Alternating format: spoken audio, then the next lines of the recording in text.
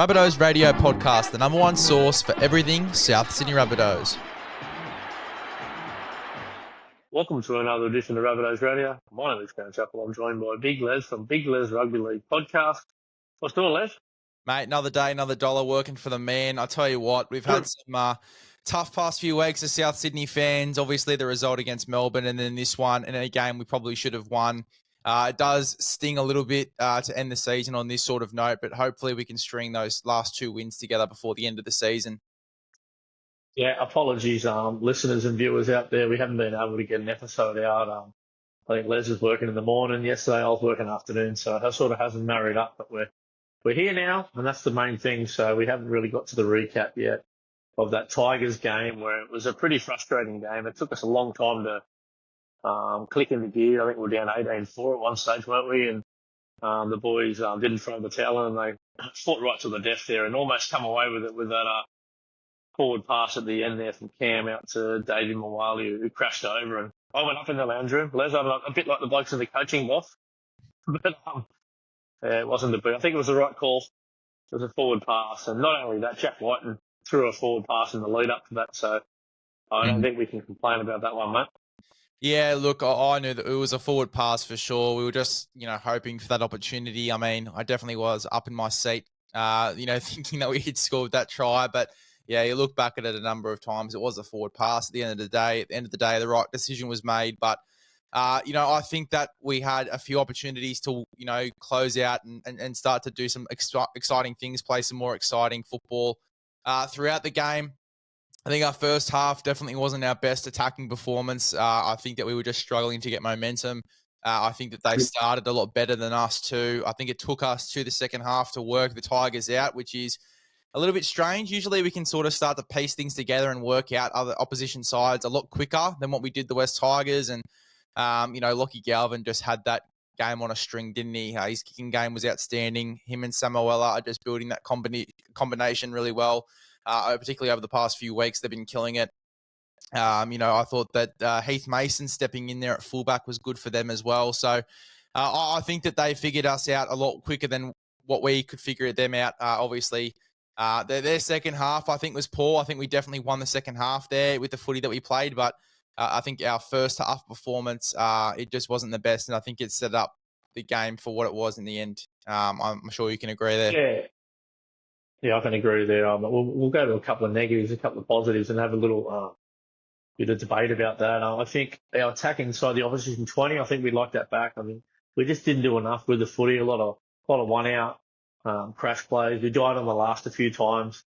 Look, we started the match by actually, I think it's the first time this year, we kicked off and got the ball back. Like, it landed sort of in no man's land, and somehow we come up with it. I thought, here we go. This is going to be a great start, but they were able to repel us there and get up the other end of the field. But what did you make of our attack inside the opposition 20 and attacking zones? It was a bit mediocre, wasn't it? It was a bit just flat. It just didn't look like they knew what they were going to do. And then in the next set play, it was just a lot of one-out passes, as you were saying. Pre-recording, 78% completion rate as well. We had a lot more of the ball. We just didn't really have a set plan once we got into the 20 and we looked to get over the line. It was just very strange, particularly in that first half. There was just really no answers to what the Tigers were throwing up in attack. And then, when we got some good field position as well, we didn't have any questions to ask of their defense either. In saying that, I thought that we had a lot of opportunities. I think that Samuel Afanu, he's great in attack, but he's defensively, he is a little bit of a liability there on their left edge. And we could have exploited that a lot more times than what we did. I think having Richie sent to the bin hurt us in that 31st minute too, because, he's a part of that strike on that right-hand side. Yeah, I just think that we didn't capitalize on being in their 20 like we should have and like we can, obviously, with the side that we still have. We've still got some amazing players in this team that have been great for us all year. You look at how strong the right side has been at the leadership of Cody Walker and what he's been able to do moving over to that side as well. How he's transitioned there so well and he's able to unlock those guys so well. I just think that, as I said, I think that the key theme of this game for us was not capitalizing on opportunities that we had in this game and obviously leaving things a little bit too late.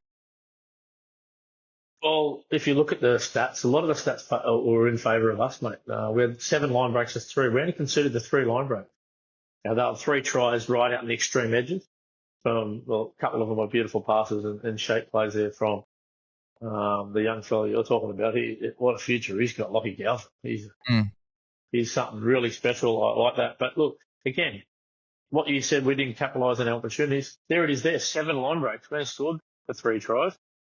We bombed a couple of tries. I think Gags, I thought he was going to get it down, but on replay, he never actually touched maybe a little bit of it touched the grass. So that was unlucky. That was a beautiful setup play there by Keon Kalamatangi.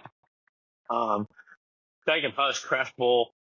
He's pretty much over the line. I know it was pretty late in the game and he hadn't had a touch yet, but he liked that opportunity back. A veteran like that, played over 100 games. He's got to catch that ball and dive over. It could have been a different game.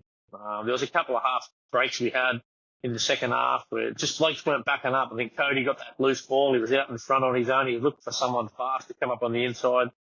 No one was there. We just didn't take our chances, mate.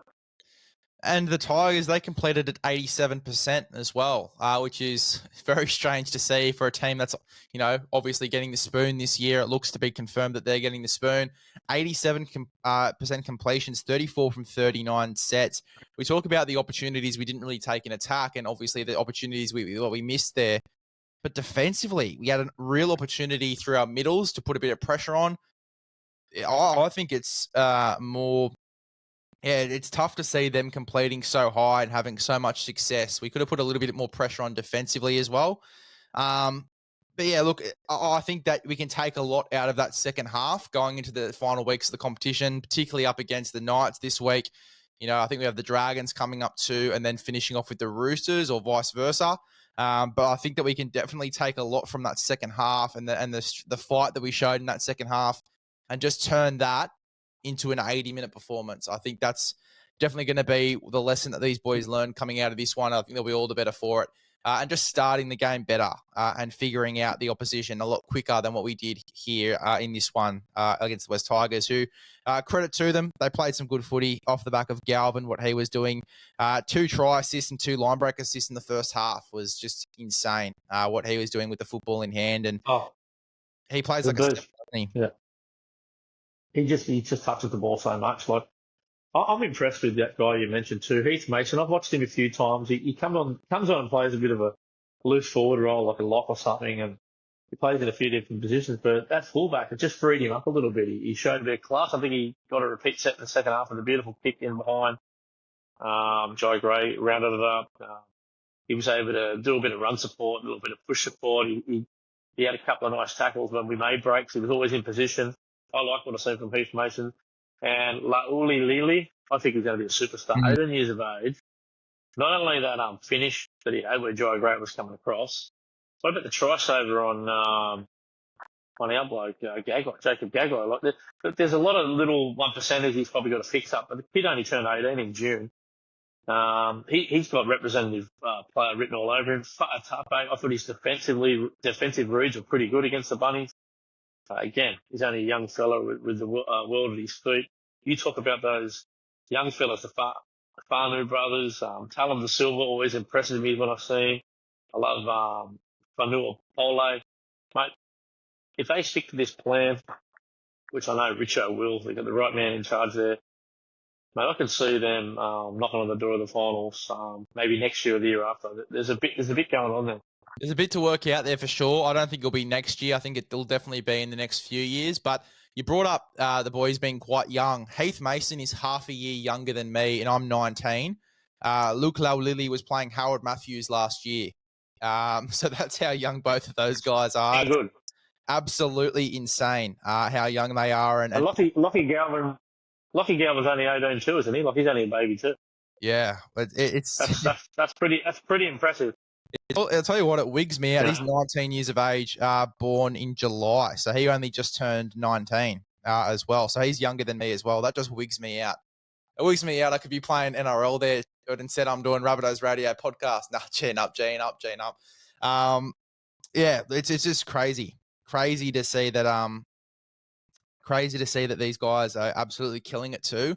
And even Casey McLean from the Panthers, I think, is a great example. Also playing Harold Matts last year, played under 19s Origin this season as well. And then he's just handling the contact so well in first grade as well. These guys that are so young, that had played Matts last year, coming straight into NRL, skipping, I think, 3 or 4 steps. Obviously, you got SG Ball, Flag, all of those different sides that you can get into. The fact that they've skipped all of those and fast tracked straight to rugby league, going literally up against kids, our age who are, haven't developed yet, most of them, and just beginning to develop, going straight into versing men and handling the contact as well as they do is just so impressive, isn't it, chaps? Oh, it is. And they've got to stick to course. While these guys have played all 120 games, wait till they've played that 50 to 100 games, and it's going to look completely different. And then a few years down the track, as they get into that 150 to 200 games, they're going to be seasoned pros by that stage. Look, on the positives for the South Sydney side, Cam Murray going back to the middle. I mean, you don't appreciate this bloke, how good this bloke is. 254 metres, 54 tackles. He's just in everything. He poked his nose through half a dozen times. His leadership, outstanding. First time I've ever seen him frustrated the referee for a while. He wasn't too happy with Belinda Sharp there on a couple of occasions. So had a running battle with the referee who, look, there's been a lot of flack on Belinda. Look, it's a tough job refereeing, but I think she did an okay job there at times, mate. But probably a little bit too stop-start at the moment.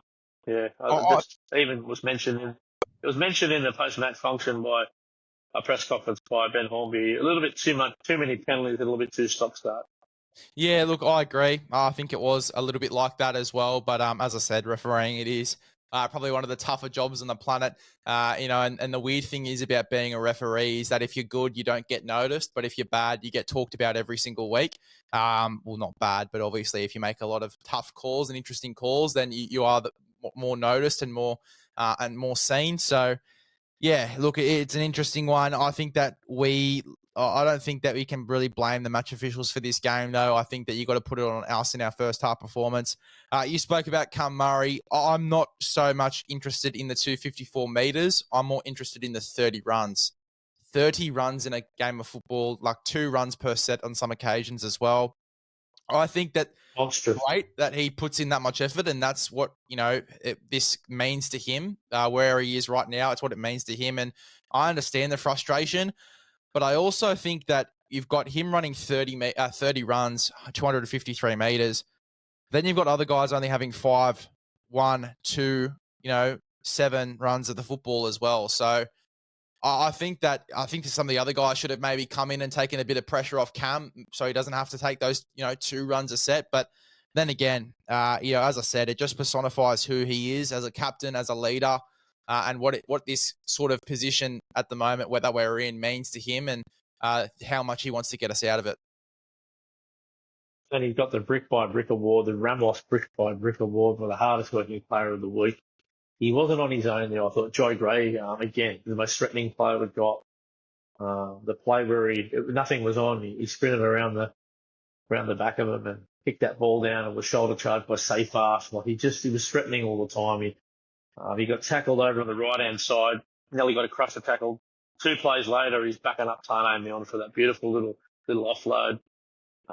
Again, 11 tackle breaks, under 80 kilos. This bloke is a phenomenon. Joe Gray. I love what he's doing. Can't wait to watch this guy develop. And look, I was thinking possibly if they could put Gagai back to fullback, bring up Tyrone Munro. I thought they might have chucked him in the halves, but we'll get to that game on the weekend shortly. I thought another positive was a bloke who had 21 runs between him and Cam Murray, 51 runs in the game. Tano Neal, 223 run meters, 102 post-contact meters. 2 line break assists, 6 offloads. He had the 1 error, no missed tackles. Mate, he is a phenomenon, this fucking Tano Milne. Unbelievable what he gets through, the work he gets through. Yeah, he's a workhorse, particularly this season. It's easily his best career year by far. He's killed it this year, Tano Milne. And again, it's just another one of those guys where you can just see what this position right now means to some of these guys. These guys that are being the shining lights at the moment, your Jai Grays, your Tano Milnes, your Cam Murrays. these sort of guys, Keon Kolomatangi, just big meters, plenty of runs, heavily involved, trying to win the game for their side. I thought that Tyrone Munro was absolutely outstanding. Some of the runs out of yardage as well, just so tough runs like a front rower, Tyrone Munro. He's a gun. Jai Gray, the fact that he is as small as he is, we say it every single week. I sound like a bit of a broken record, a little bit, but the fact that he is this his size and he's getting 11 tackle busts per game, he's done this for a few weeks now. And then he's just his defense as well out there at fullback and his coverage.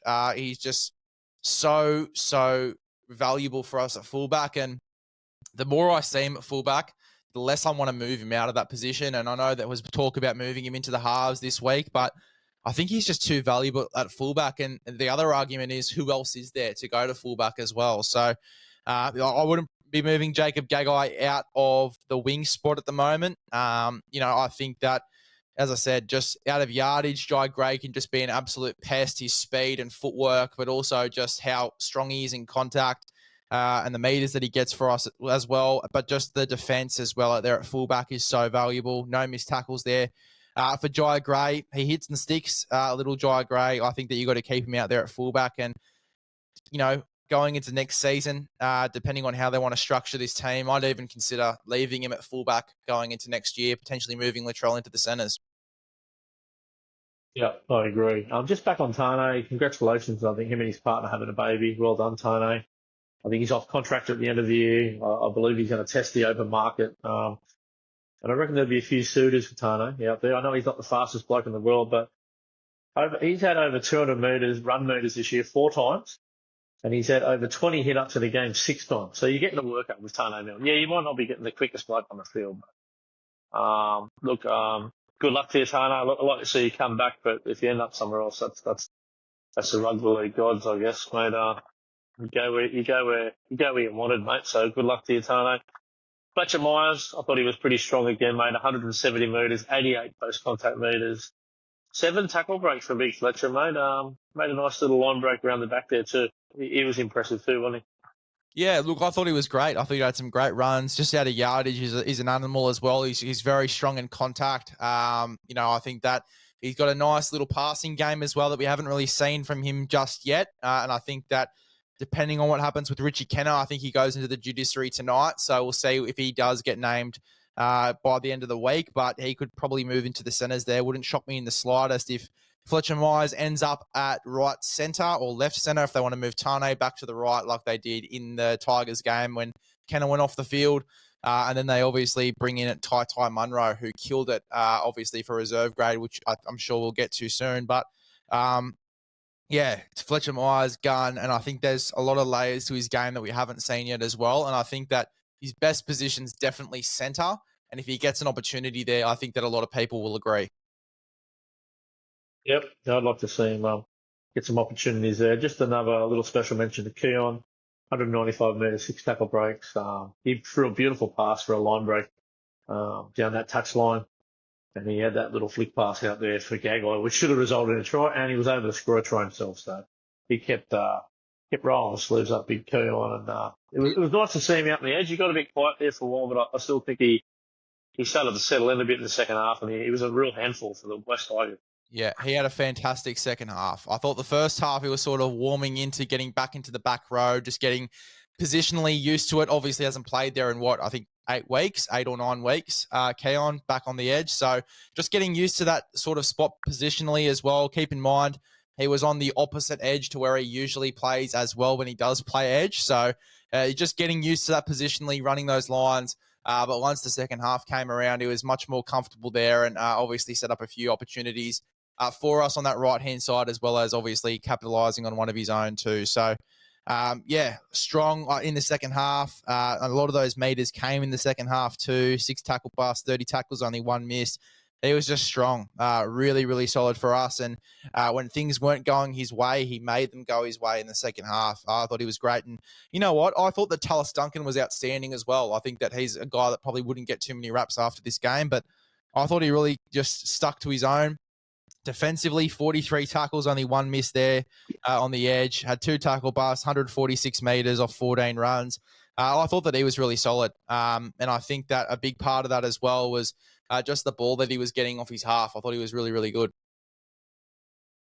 Yeah, he was. He's developing every week. He's an effort player. He's going to be there all the time. He actually made a couple of half breaks there too in the second half, particularly when we were looking to get that winning try late in the game, where he broke a few tackles. He was about to do an offload, but he played the ball, played the high percentage play, and we were able to shift it and crash over, but it wasn't to be. David Wiley had a fair game too, mate, if you want to hand a few reps out. And Shaq Mitchell, didn't see enough of him. 20 minutes. I thought he was a handful when he was on the field, but the bench rotation, probably they didn't get a lot of minutes. The bench, Hosty only got a few minutes.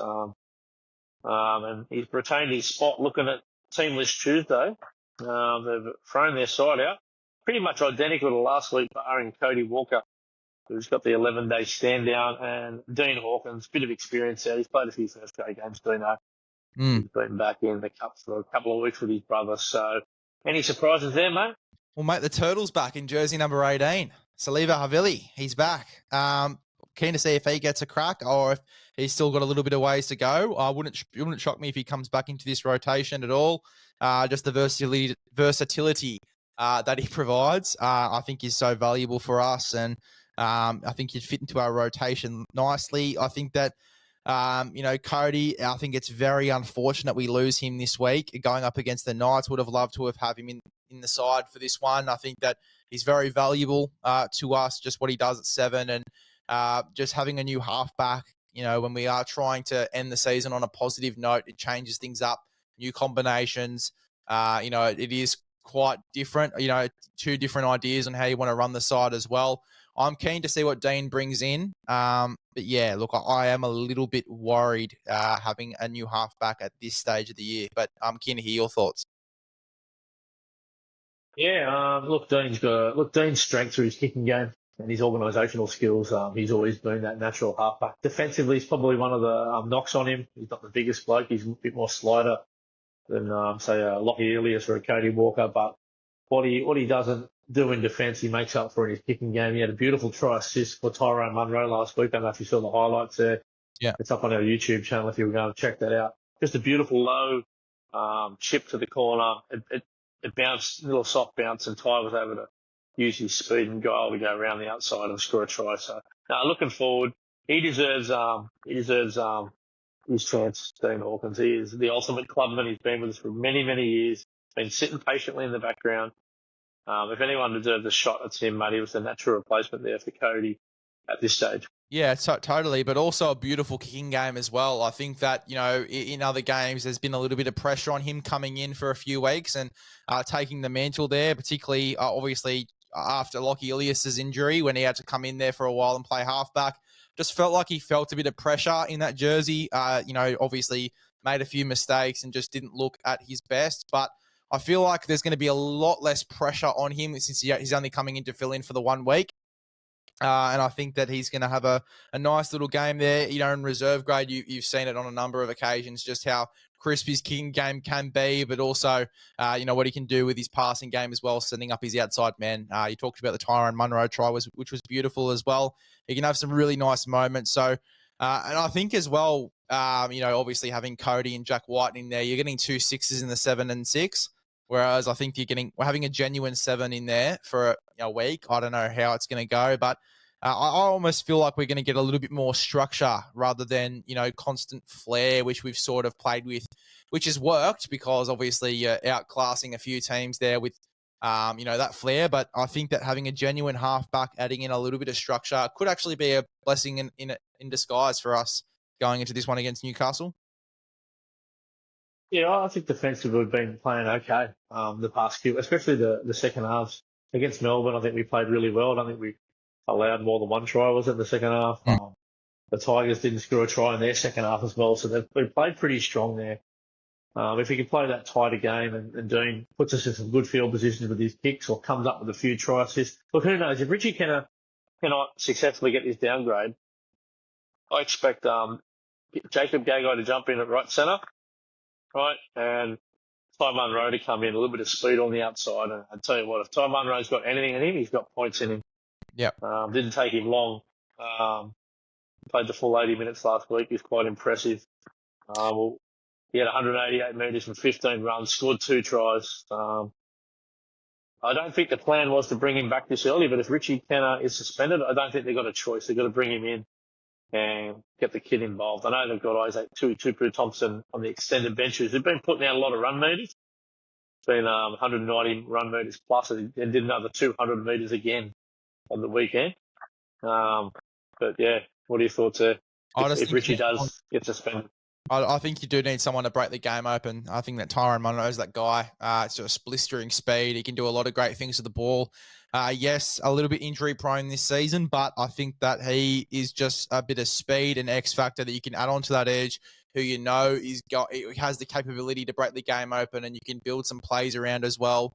You look at when he was in the side this season as well, Cody Walker on last tackle would put a crossfield kick to him and he'd run for it, and you know, they would start to build a few game plans around him on last tackle plays and stuff like that.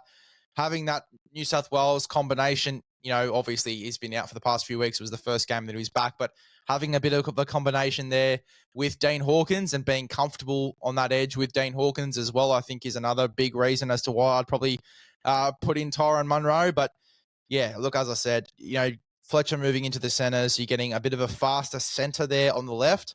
And then obviously with Tyrone Munro there on the right, you're getting a little bit more speed as well, which again is something that we've lacked on our edges before Fletcher Myers even came in as well. Just that speed, you know, Alex Johnson was never really 100% coming back into this side either. So just having that speed on our edges again, a bit more X factor, I think is really going to be nice for us too, as well as a genuine halfback. Yeah, and we've seen Ben Hornby doesn't like to make too many changes. Look at this week. You thought there'd be a lot of changes. They've basically made the one forced change with Hawkins out, Cody in at the 17, and Richie Kennar, they've named him. But look, we might do a little one on Thursday once we know the fate of Richie Kennar and do a bit more of a preview there, mate. We might get to the pathways, mate. Brought to you by the Juniors group of clubs, Juniors Kingston, Juniors Malabar, Juniors Maroubra. I was lucky enough to get down to the A grade the other day. Did a little live stream on my phone for the A grade knockout semi between Southeastern Seagulls and the mascot Jets. It was a tight game, nothing in it. John Sutton coached Southeastern Seagulls, got out to a 2-try lead early, and mascot was able to come back, led 12-10 for a good 20-30 minute period. George Burgess was outstanding, the 2014 grand final hero. Almost scored a try late in the game. He was stripped by one of the boys from the Cots, and they were able to build a bit of pressure and scored the winning try in under 2 minutes remaining.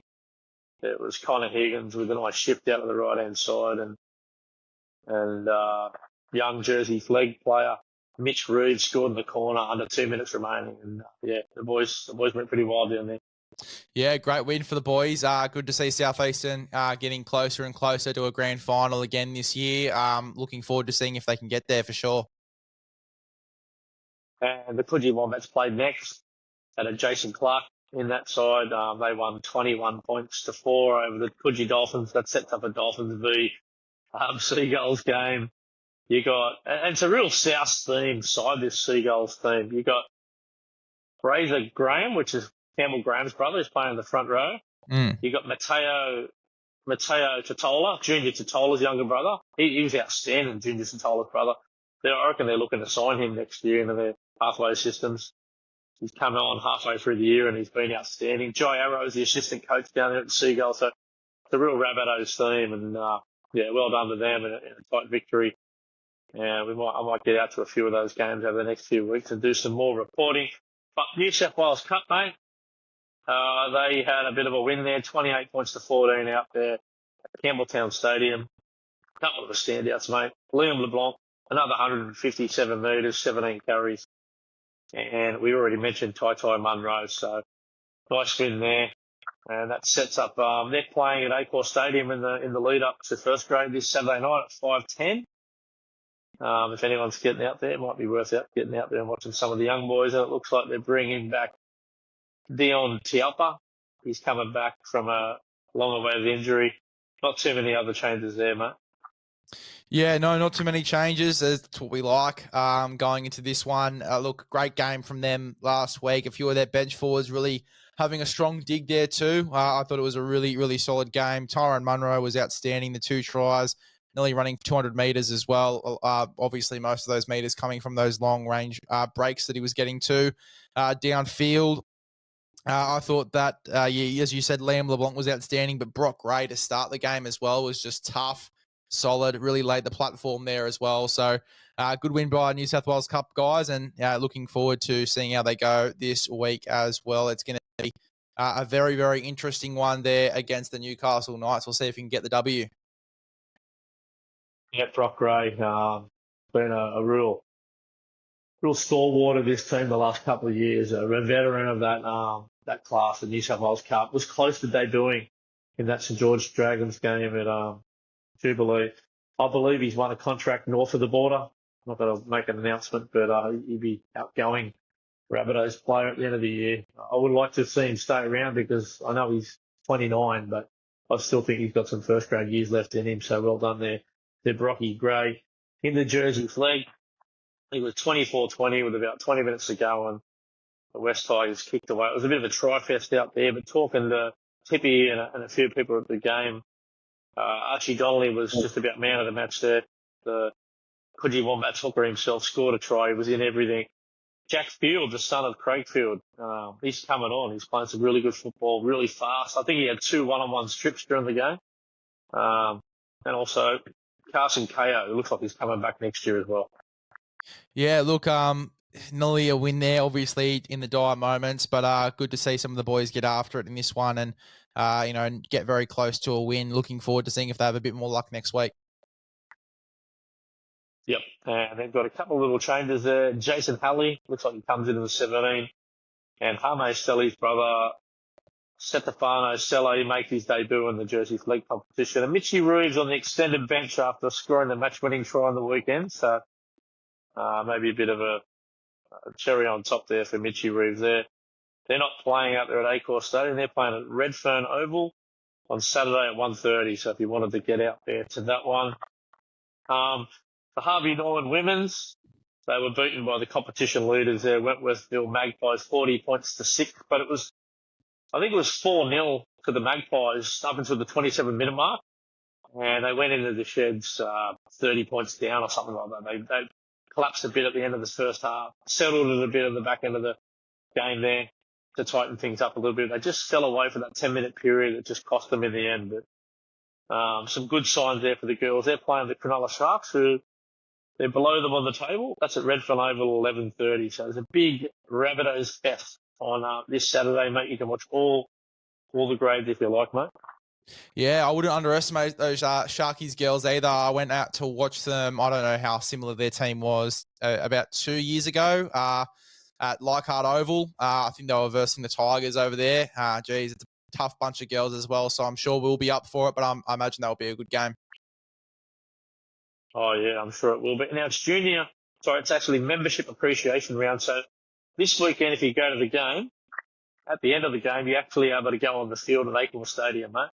Get out there and take some pictures and all that sort of stuff at the end of the game. So I won't be doing the post-match function this week, but I will be doing a pre-match function, mate. So about 6:45, I think I'm up on stage with a couple of ex-players doing a few interviews, and also the 1908 membership. I'm going to do a presentation to them guys at about 5:00. Going to present them with a few special gifts, and there's going to be some former players in the room. So got a big day up there at Acor Stadium, mate. I can't get too hungover on Friday for my birthday, mate. Oh, mate, well, happy birthday for the weekend as well. But, yeah, look, mate, Mr. Popular at the moment. Watch out. I might have to have a shave. What do you reckon, mate? Yeah, I might have a little dad and Dave there before I get out there at ANZ Stadium. The girls and the game day team have got some big jobs for me this weekend. I do love a microphone, Les, so looking forward to that one, mate. And also a shout out to the 1994 Premiership winning SG Ball side. They're having a reunion out there coinciding with playing the Newcastle Knights. They've got a big function out there. They're going to have a few drinks at the juniors before they go out. A great side there, led by Steve Driscoll and the boys. They won the premiership there back, and I think we've only won one premiership since then, 1998. They were able to play against a red-hot side against the Newcastle Knights. They won it on the bell with a crash ball from Steve Driscoll under the post. And Owen Craig was in that team for Newcastle Knights. Had some real talent. So hope you boys have a really good day. What about the signings, mate? Should we touch on them signings or maybe wrap them up a bit more on Thursday? Yeah, go for it, mate. Lachlan Galvin is a big one for me. Just watching him for the Dolphins over the past few weeks, he's been outstanding. Just coming off the bench, a young guy, again, just handling the contact well. Usually a back rower, just playing through the middle at the moment, playing a role for his side. I think that he'll come in handy very much so in our bench rotation. I think that's where he sort of ends up. I think he will definitely be in and around the 17 next year. He'll be one of those guys that is pushing for a spot. Jerome Burns as well, far out. He is a gun. I saw that highlight that you posted up on the YouTube, mate. Absolute weapon, Jerome Burns. Yeah, that was a few years ago, but he's sort of turned into that real wily veteran 5'8" now. Played 5'8" the last couple of years now. A mate of mine played sevens with him. Would have been around that time he made the Queensland representative side, so 217, 216. And he said he was just electric, one of those kids that come down. I think he drove down from Central Queensland or something like that to do this tournament out in Dubbo. It was an Indigenous sevens rugby tournament, and he was a freak. But I think the big lights of the city just worried him when he was young, so he went back to the bush and worked his way back into the spotlight. And Wayne Bennett's obviously seen something he likes. I was watching some of the highlights of what he's been doing this year. I think he scored 22 points in round 8 or something like that against the Jets. He's a great goal kicker, mate. He had 7 from 9 that day, scored a couple of tries. He's got a good little kicking game on him too. I've seen him do a chip and chase, regather for himself. He's just a footballer. It reminds me of look, I don't want to do player comps, but a bit of a combination of Cody Walker and a guy like Trey Fuller, that 26-year-old that just hasn't been given an opportunity yet. He just needs someone to put some belief and some confidence in him. Someone like that man might be Wayne Bennett. So who knows? He might be able to back up the halves we got there. Well, I'll tell you what, mate. Guess what? Who the feeder club of the North Devils, where he currently is at? Guess who their feeder club is? Dolphins? Yeah, Dolphins. He's poached another one from the Dolphins, mate. Lachlan Galvin and Jerome Burns, both poached from the Dolphins. Wayne Bennett, special right there, poaching players, bringing them over to his next club. But Jerome Burns, 26 years old, not too old at all. A guy that could come in and do a great job for us if we need someone to fill in. It looks like he's had a pretty decent season as well this year. Just looking at some of his stats, 7 tries, 43 goals, kicks him at 70%. 5 forced dropouts, 9 try assists. He's had a pretty decent season there in Q Cup too. So looking forward to seeing what he can do in our lower grades as well. He's got a twin brother too, I think, who plays up in Toowoomba. So he's got a twin brother to lean on there for advice, and that's probably important. When he's going to come down to Sydney, he's going to get a little bit homesick up there, come from Queensland down to Sydney. We want to make sure he talks to his family and friends. Yeah, Jerome Burns, really excited about what this guy can do down in our system. Max McCarthy. Now, I've been banging on about him for a few weeks, Max McCarthy. If I was going to do a player comp for Max McCarthy, I'm going to say he's like a board coordinate style back rower. Hard worker, he'll play the whole game out for you. He goes north and south all day. He's happy to run a decoy if you want him to. He works hard for marker. He's got a bit of foot speed. He can score a try. I know for a fact the Cronulla Sharks are filthy that we've poached him. So I reckon there's 3 really astute signings there, mate. They're not going to be those up in light signings and stuff like that. You can probably read between the lines. We don't have a lot of salary cap to work with at the moment. So those 3 guys will add a fair bit of depth and put a lot of pressure on the blokes above them in competition for spots over the next 12 months. And I still believe we've got 2 more signings to come. The next 2 signings are going to be someone you know who they are. I think one's a back and one's a forward. That's all I'm going to say. But yeah, there's still a little bit more to come. I think the squad we've got next year anyway. I'm not going to speculate on who they are, but the squad we've got next year anyway, with Joe Arrow and your junior Totolas, your Campbell Grahams and Latrell Mitchell to come back into it. it's some exciting times coming up, Big Lev. Can I make a little guess as to who one of the signings is? Does the forwards Go for your life. one with Joyce Grunt? Could be. Oh, yeah. Good rhyme with Rex Hunt. Yeah, I don't know. No, I don't know, mate. Yeah, we'll see. We'll see what happens there. Whoever they end up putting down there, I'm sure they'll do a good job. And look, we've got the 3 games to go here. We've got to get to the finish line here, Big Les, and finish off with that Roosters game. We could just summon some energy.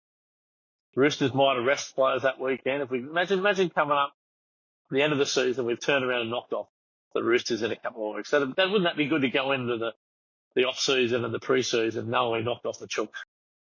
Yeah, 100%. That would be a great way to end the year, especially after some of the results over the past few weeks. I think that a win over the Chooks would definitely put a smile on our faces. It certainly would, mate. Looking forward to that, Les. Have you got anything else, mate? As the NFL season, another pre-season trial was on the weekend. I want to talk it up, mate, but Chicago Bears, Caleb Williams took another step, mate. Looked like a superstar. Looking forward to that one. No, mate, up the Chiefs, up the Chiefs. Well, it was Chicago Bears. We ain't no Chiefs, I can tell you that.